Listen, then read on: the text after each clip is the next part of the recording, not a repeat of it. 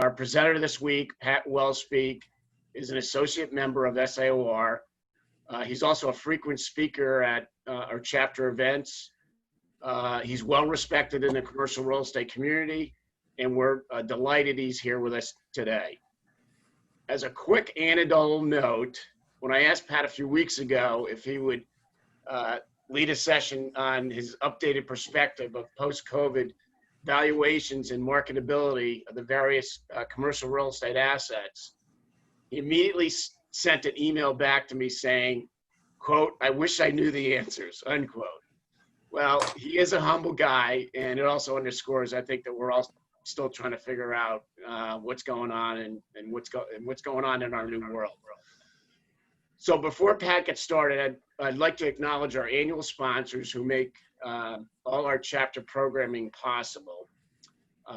We have Bank of America, Community Investment Corporation, Claris Corporation, or Claris Construction, I'm sorry, Declare Office Group, Godfrey Hoffman Hodge Civil Engineers, McDermott, Reynolds and Glissman, Petra Construction, 10X, RD Cinto, Savings Bank of Danbury, and PES Structural Engineers. Our format's going to be the same as past sessions. We're going to be recording this session as well. And of course, it'll be available soon up on our chapter website, along with the other sessions we've had in the past. And like in the past, we want to keep it interactive. So anyone with questions, please use the chat box. So want to introduce Pat. He's prepared some material on today's evolving appraisal practices and valuations of the different asset classes. And so I'd just like to turn it over to Pat. And why don't you start, Pat, with a quick introduction of yourself for most people know you, but for anyone who doesn't know you and your firm's practice, and take it away. All right, well, thanks very much, Art. I appreciate the opportunity to do this. In terms of myself and my firm, Wellspeak Dugas Kane does commercial real estate appraisal and consulting throughout Connecticut. I'd say we've broken down into three primary areas, one of which is golf and hospitality that two of my partners work on. The other is general commercial space. And the third is litigation support. So that's what we work on. And I gotta say, I joined SIOR as an associate member a little over a year and a half ago. And definitely one of the best things I ever did. And my biggest regret is I didn't do it earlier. Between the relationships I've made here and just the flow of information back and forth between myself and members of this organization, it's been very helpful, and particularly in a time like this where we're all trying to get our footing and figure out, what's right. When Art said something about what I responded in the email, I held my breath. I wasn't quite sure what I said 2 weeks ago, so I'm glad that wasn't anything too bad. Okay. So I wanted to start first by obviously we go back to mid-March. I always think of March 13th through the 20th as being like the real pivotal time when every day at the end of the day, I'd sit in the waiting room in my office and talk to my secretary and say, "Can you believe what happened today? Is it going to be worse tomorrow?" And then we got the notice on the 20th that it was time to go home, and we had to figure out whether we were essential business or not, all those kind of things. I can tell you from the perspective of our company, because of the type of work we do, where some of it is litigation support, we did have a backlog of work going into the whole COVID situation. And we were fortunate with that because as the end of March and April came, our calls for new business were essentially zero. We moved into a no new business for a month and a half to probably 50% of the call volume in May. By June, it got to be maybe 80%. And July and August, I'll say, have been pretty close to normal. The only thing that's really impacting us now is just our employee base. A lot of them have conflicts, whether it's childcare issues, whether it's kids moving back home and having a little more commotion in the house. It's just a little harder to get work in and out the door than it used to be, or I should say out the door. So I wanted to start with, if we go back to March, and what did the valuation industry do initially? And Bernadette, this is a time for our giants here. We punted. Nobody really knew what to do. And if I was to draw an analogy, I'd say it's like if somebody called me up to appraise an environmentally impaired property and said, we don't have an LEP yet, they haven't done a phase 1 or a phase 2 yet, and we want you to tell me what this property's worth with environmental problems. It's essentially a guess. It's impossible. And so we all needed to figure out what was going to give us some confidence moving forward to adjust our assumptions, to relook at data. And that's where, businesses opening up again in April and May really was imperative, because that's when we all started collaborating. That's when sessions like this came alive, and you could hear from people the impacts on certain property types versus others. And, the valuation industry had to respond to that. I think initially we didn't have to, because nobody was doing any new work. Everybody was sitting on the sidelines, and maybe that was a blessing, because it gave us an opportunity to try and figure things out a little bit. And so between going to, Zoom seminars and reading a lot, and a lot of the major brokerage firms were doing podcasts and things like that, it was really gathering that information. And the funny thing is, whether it's myself or any of you go back and listen to those from, week 1 of COVID to week 6, 8, 10, you'll really see the evolution of people's thinking. I listened to one probably first week of April. And at that point, they were talking about, well, this COVID thing will be over in a month or 2. We'll have a V-shaped recovery. Everything will be fine. By the time we got to the middle of April, end of the month, it was, the sky's falling. Every business is going to collapse. Those kind of changes. From our perspective, we were communicating with our clients a lot, whether it be lawyers, whether it be private owners, or whether it be financial institutions, and hearing their take on it. We talked to a number of chief appraisers at Connecticut banks like Webster, People's United, and Liberty Bank, just to get their impression on things, whether they were willing to lend, what types of assets they were looking at. And it kind of helped us understand how to rate these things, which is better and which is worse. And I wanted to go through some of the different asset classes and tell you how we've been handling them. And again, nothing is in concrete right now. We're adapting all the time. My wife's a teacher, and she's been given, I think, 7 different plans to go back to school. They keep adapting every day, and I'd say we're much in the same boat. So I put these in order of what I'll call least damaged to most damaged. And certainly from a least damaged perspective, and it's great to be here with SIOR instead of being at a retail group, I can say industrial is certainly the best. It's resilient, it's benefiting from e-commerce, lots of distribution. When we talk to banks, they're certainly lending on industrial, very happy to work with owner occupants, and clearly with credit deals. Trades are still occurring. And from our perspective, we are bullish on industrial, and we're not marking them down as a result of the pandemic. In fact, in some cases, we're more aggressive.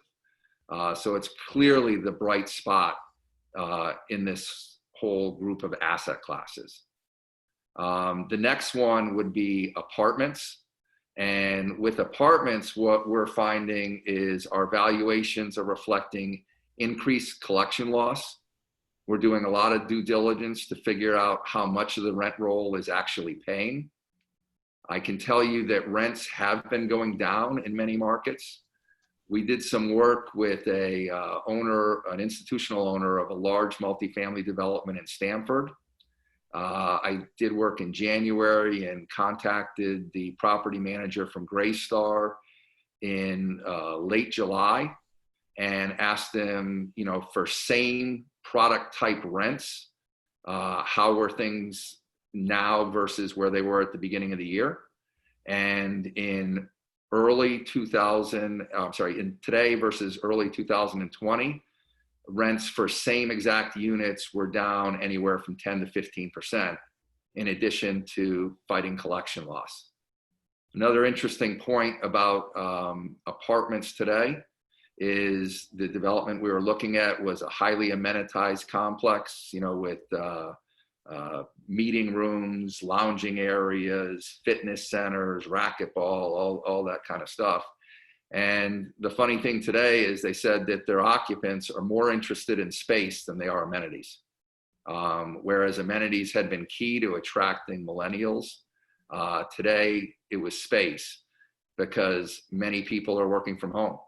The person in Stamford who slept in their apartment, got up, went to work, came home, spent a few hours on Bedford Street, and then went to bed and started it all over again, was now spending 20 to 24 hours a day in the confines of their apartment.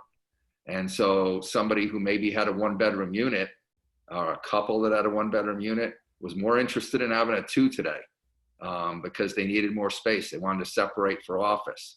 If one person's on a call like this, the other one needed to be in another room so they could be productive in their work.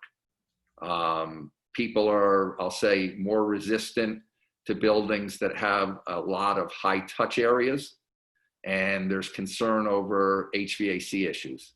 Obviously, the more people have learned about the pandemic, the more they felt that it's airborne. And so there are concerns about buildings that have good filtration systems and things like that.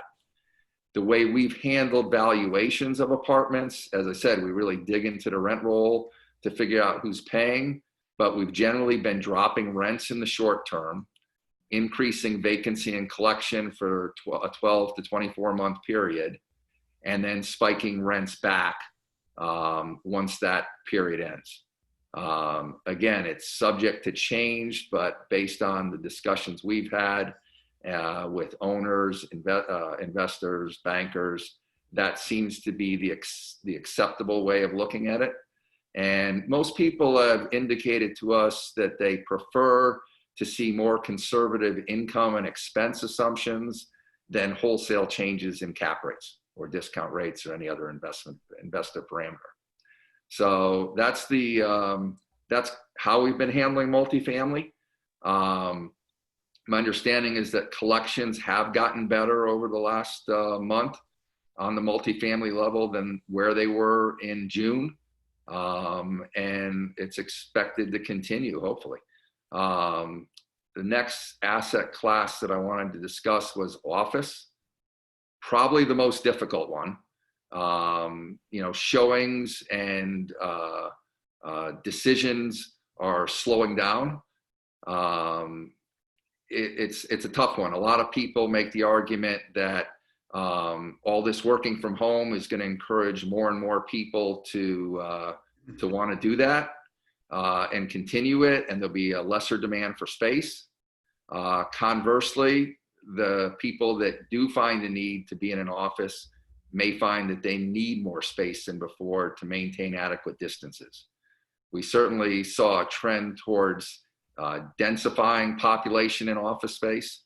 And one of the beauties of COVID world is you get to play a lot of golf because everybody wants to be outside. And I've learned from guys I golf with that work at ESPN that they had done a wholesale change to their environment to make it collaborative. And, now that's all being torn apart, and let's go back to walls and space people more. So I think there will be some offset with the companies that want an office environment needing more space. But the overall trend will probably be more towards the negative than the positive, just maybe not as bad as people are thinking. I can give you an example of a property that I worked on, and Bernadette, we get rid of the slides if you want. I worked on a property in Darien that was being repositioned. a nice quality office building that had been converted into a millennial environment with polished granite floors, exposed ductwork and ceilings, and collaborative areas, things like that. And I got called to do that in April, which was, kind of height of the pandemic timeframe. This particular group had been very successful in their leasing efforts prior to COVID. They had 4 active prospects that were looking at space that would have really brought them towards the finish line. And all those tenants, prospective tenants, called them when the pandemic started and said, we're just not making a decision right now. We're on hold, et cetera. So I was asked by their lender just to see, how safe the collateral was at that point in time. And I obviously didn't want to punish it because it was a property that had been doing well, and I thought had the right ingredients between ownership, strong management, et cetera, to do well once this problem stabilized. But I certainly recognized that they were going to have problems in the short term. So in that particular example, what I did, I went through all the rent roll, and they had some tenants that were medical related or strong corporates that I said, no matter what, they're going to pay. And this pandemic will, hopefully be over before the end of their lease term. So that's pretty solid income. But they had done some new lease up to some co-tenanting tenants and co-working environment occupants who were less stable. And so I really looked at the rent roll for the vulnerable tenants, and some of them happened to still be in their free rent period. And I assumed that those tenants would continue to get free rent beyond the agreed upon period. So I extended the free rent to the end of the year. The thought behind that being that the occupant, the space had been fit out for the occupant, and if you gave up on them, you could very easily lose a lot of capital that had been expended on TI. And it was probably more cost effective to work with the tenant on a short-term basis, allow them time to get on their feet, and then they could get back to hopefully paying the rent that was prescribed under the original lease agreement. So that was one step that was taken, looking at the individual occupants and changing the contractual terms to reflect concessions that may need to be made by the landlord. And the other thing was to effectively impose a moratorium on lease up during 2020.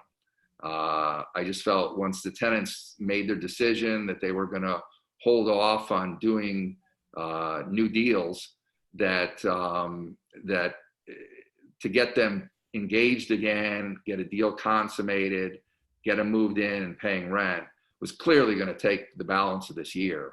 And so that was another area that, had there not been COVID, I think the project would have been assumed to have been leased up by the end of the year. And instead, we treated it as something that was certainly going to have an elongated lease up period.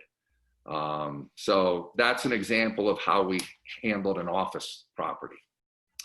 When it comes to the next level of trouble, we move on to retail. And certainly that's been kind of a disaster for lack of a better term. We have certainly in those valuation models increased vacancy substantially in the next 24 months. And when we get back to stabilization, I'll say that we stabilize at lesser levels than we would have prior to COVID. There was clearly, I mean, we all know this, there was clearly a downward trend in retail going on before the pandemic. And all this has really done is to accelerate it. Right before the pandemic, we had done valuations on a couple solid shopping centers, good tenants, well occupied, national names. And these were tenants that had signed leases, as an example, one at $18 a square foot that had been a 10-year lease that was coming upon a renewal at 20. And before instead of renewing, they renegotiated. They didn't exercise their option. They went back to the landlord, renegotiated, and ratcheted the rent down. And that has certainly been a trend in our retail valuations, is that market rents upon lease renewals are down from where contract rents were. So we certainly have seen an uptick in retail capitalization rates. The only exceptions being grocery stores, freestanding grocery stores, pharmacies, and quick service or fast food restaurants. But the traditional power center, big boxes, they're tough right now because it's very hard to find a replacement tenant. We're working on something right now that I'll say I have an NDA on it, so I can't be too specific, but had a large occupant in the space. The occupant is known to be failing economically, and so the property has been soft marketed for sale. And the property has some functional issues aside from being a large space. I'd say if it was an industrial building, it'd be something that you would say half the building had 32-foot clear ceiling heights and the other half had 10-foot. So this particular retailer is essentially buying the building on the basis of the quote good square footage, and the rest of it is really being ascribed no value. But as I look at their contract price, I kind of feel they're getting a good deal, even if you looked at it on the basis of the underlying land. So I think it's a testament to the fact that there is very little demand and a small number of users for these big retail properties. And so they're going to struggle, and the trend is going to continue to be negative. The last thing that I wanted to talk about was the hospitality, and I'll lump entertainment, et cetera, in there. What we've been doing is what we refer to as an impaired discounted cash flow. We figure out what the property would have been worth pre-COVID. We run impaired cash flows for anywhere from 24 to 48 months. And then put our reversion in at what we thought the property was worth pre-COVID. My partner did an appraisal on a hotel up in Central Maine in April, and when he went up there, they weren't even going to be open, and so his year one cash flow was in terms of gross income for the hotel was 40% of what the trailing gross revenues were. So 40% of 2019. And he did that by assuming that they weren't going to reopen for a period of time. They'd have a buildup in business, and then move to some level less than what they had been doing prior to COVID, and then turn around after a number of years. Not every hotel is the same. Drive to leisure markets with outdoor demand generators like beaches, mountains, lakes are doing better. Hotels that rely on group business, whether it be conventions, weddings, things like that, those hotels are the worst. In general, smaller is better. The smaller hotels have less overhead, are able to adapt a little quicker. Limited service is better than full service. I know National Real Estate Investor put out an email on Monday where they interviewed people in the hotel industry, and they said the typical turnaround time from recession to going back to peak in hotel is generally 4 years. I think the fact that this happened so fast, it may be a little quicker in this instance, but there's certainly going to be struggles in that industry. The last thing I wanted to point out before letting Art hit me with some questions is that another interesting property type that I valued right before the pandemic was I'll call it an entertainment venue. Wasn't Toad's Place, but something like that, and where they have concerts and et cetera. And unfortunately, my big things that I enjoy in life are going to sporting events and concerts. So I'm on hold for a while. And we did this one before COVID was even really being discussed. And we recognized, based on the property owner's representations of what he thought the asset was worth, that we weren't going to be near his expectations. Contacted the lender and said, we're really not the guys for this job. I'd rather tell you in advance than complete an assignment, charge you the whole fee, and then find out we blew your deal. I think back to that and think, thank God they didn't make that loan, because who knows when a venue like that is going to open again. And I don't think it's about just opening. It's about making people comfortable going back, even when you are able to reopen, whether it's health centers, fitness centers, concert venues, sporting events. It's one thing to be open. It's another thing to get people to use it. And so those are certainly the properties that are going to be most impaired and most impacted. So Art, I'll put things back into your hands.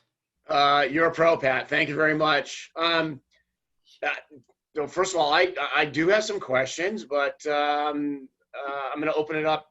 Anyone out there have questions, please send your chat text message, and we'll address it accordingly. But Pat, we were talking the other day, and and how you're going about your business, and you were talking about with challenged assets and challenged asset classes, rather than diving off a cliff, that you guys have developed a incremental discount, and we didn't really get into that too much. I'm just kind of curious how you're applying that. I mean, is there a formula, or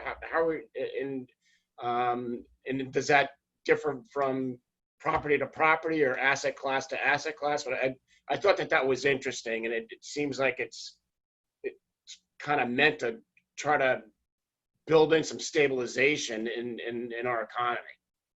Yeah, I mean, I'd say this, Art, that what we don't want to do is be the guys that cause the problem. Okay, I think we recognize that some asset classes have been hurt more than others, and we need to move the needle in that direction. But we don't want to move it so fast that we're the ones responsible for causing a real estate collapse.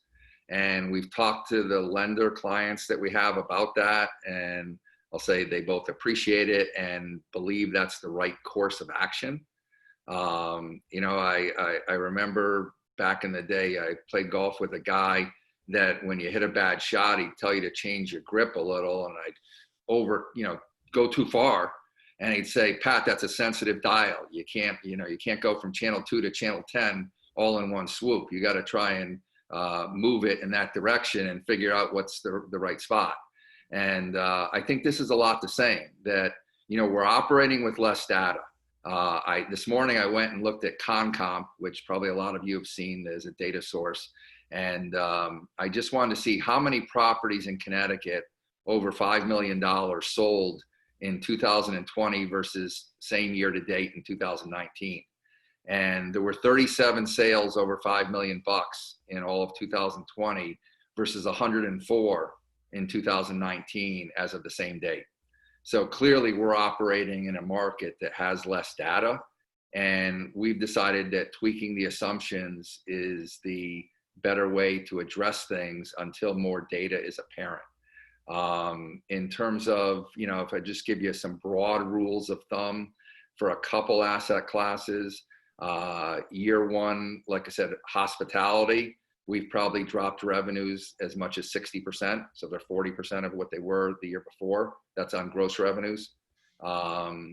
For retail, if it's unanchored strip that maybe had a 5 to 10% vacancy rate, we've upped that in some cases to 20 to 30%. Again, recognizing that there's going to be more pain in the early months than hopefully there will be in the late months. But that's a way we've handled that. As I said, for office, we've been handling it through longer lease-up periods and applying collection loss to tenants that are more vulnerable. So Tom Padgett has a repurposing question. Curious what you're seeing, repurposing warehouses for e-commerce distribution. There was actually an article that the other day talking about Simon Property Group working with Amazon and doing just that. Right. With insofar as their troubled, some of their troubled anchors. And then he's also curious if you've seen any unique repurposing situations recently. And he mentions a theater owner. Yeah. So actually, one really good example is in Orange near the West Haven line. There had been a Sam's Club and a Lowe's that were both vacated, and those properties had been on the market for about a year, and they both traded somewhere between April and June or July of this year. And the buyers are converting the Lowe's building into an Amazon last mile distribution center. And the Sam's building will be used for vehicle storage for the Amazon vans. I think what I find to be one of the most fascinating parts of that transaction, and is really a interesting story about industrial and retail both, is that when Lowe's bought that property, the underlying land, in 1998, I believe, and they paid $8.5 million for the dirt. And that's when we had, a proliferation of big boxes in Connecticut. So they put up a 130,000 square foot store. And I've done work for Lowe's before, and I'll say in round numbers that excluding land, hard, soft, site, et cetera, those are $100 square foot buildings. So let's say that they put 13 million into the building and they bought the land for 8.5. That's 21.5 million bucks for that property. They sold it for 3.9 million. So they sold the land and improvements for less than half of what they paid for the underlying land 20 years ago. I think that's an amazing story about how far retail has fallen. And I think it's an interesting phenomenon to see that an industrial use is now taking a prime retail location. So was that acquired by a developer who in turn leased it to Amazon? I'm just curious on how that new Amazon last mile lease would compare to what was there from a retail standpoint.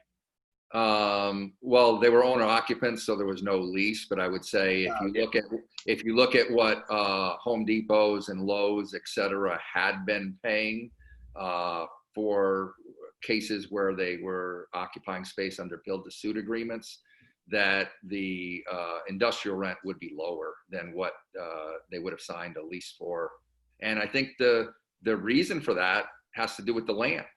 That no industrial use, I mean, if you do the metrics of they paid $8.5 million for a 130,000 square foot retail site, a building, 130,000 square foot building, that they were into the land for $50 a square foot.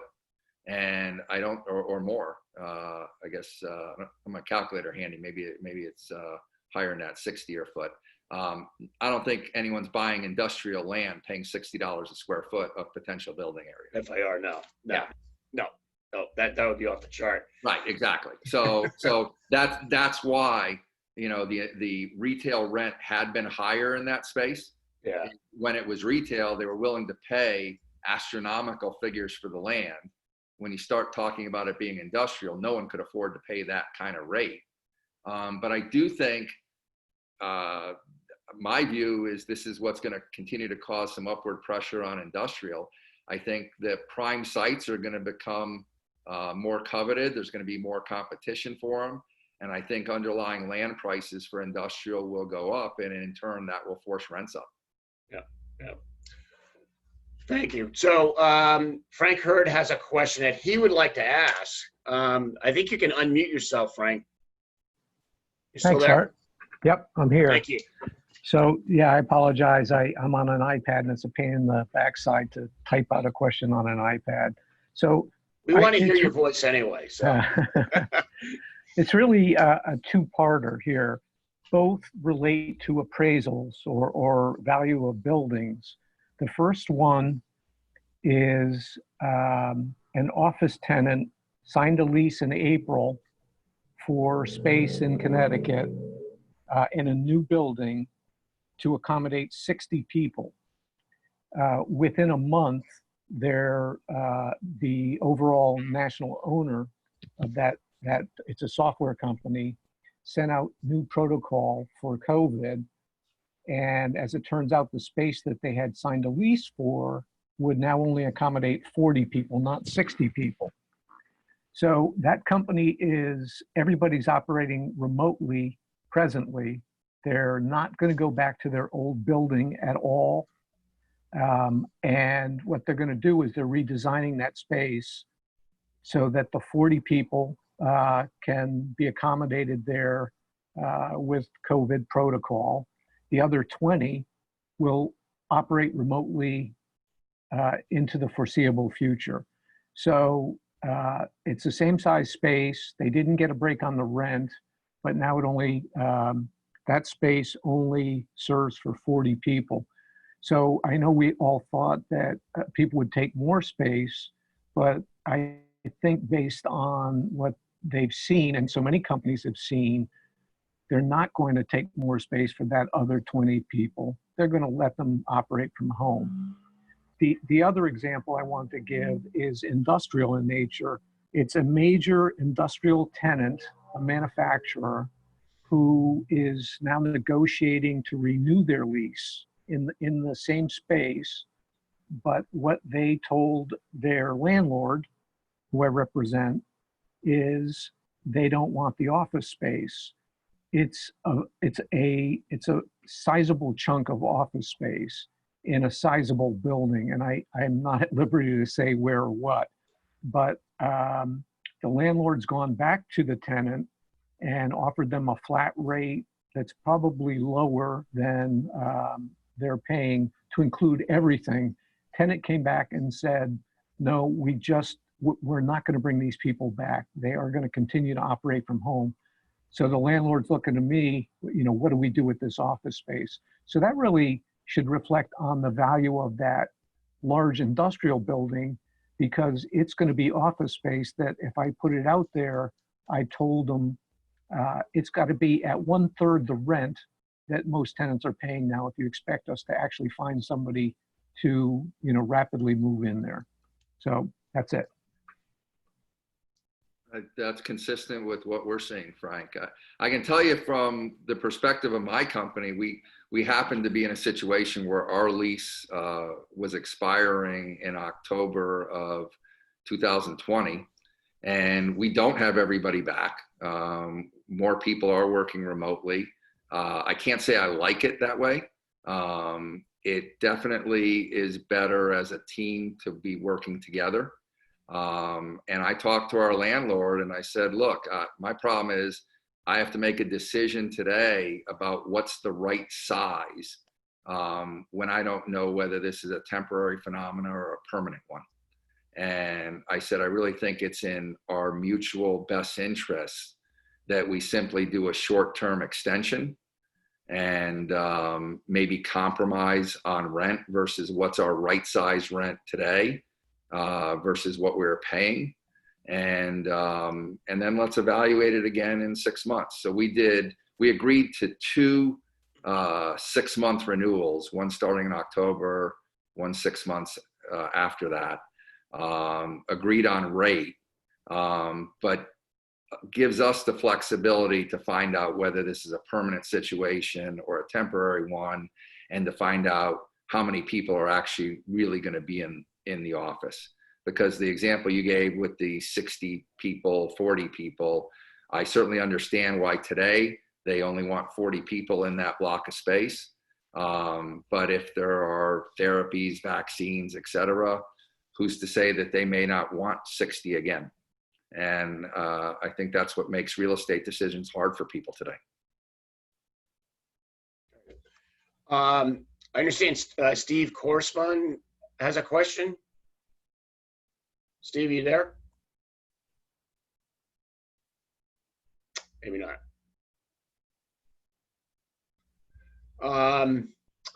And Tom Padgelick has another follow-up question. Do you think there will be a wave of distressed sales coming as a result of current events? Or will lenders work with borrowers and restructure loans to defer payments? I kind of had a similar question, but kind of curious what,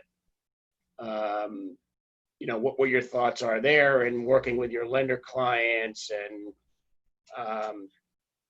trying to refinance or loans that might be in place on assets that, simply just aren't stabilized right now, and they've probably got a year or two in front of them to stabilize things. So I think that lenders will work with borrowers, certainly in the initial days of the pandemic. I have friends that are owners of commercial buildings. They went back to their lenders and restructured debt. Variety of ways to do it, whether it was extending the term of the amortization, having a abatement period on the payment of debt, and then picking it up on the back end, amortizing over the remainder of the loan. I think lenders have learned a lesson that taking properties back en masse does nobody any good. So I think that they will work with borrowers. I just think that there's certain property types, restaurants, some retail, that's going to be pretty tough, and they just may be forced to take them back whether they want them or not. I see more of that type of property flooding the market than I do, multifamily or office, or clearly not even industrial. It's not even a question. In terms of a wave, I think it's going to be a limited number of property types, and I think lenders are going to do everything in their power to avoid doing that. Right. Pat, we're out of time. Great. Time flies when you're having fun. Now, this is great. Really, really, once again, you're a pro and a friend, and we really appreciate your time. And thank you for everyone that's participated. And as far as our chat series is concerned, we're taking the rest of the summer off. We are going to pick it up in September again.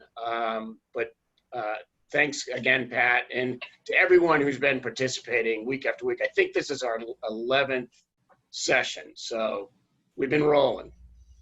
Thanks, Art. Appreciate it. Thank you. Take care. Thanks, Pat.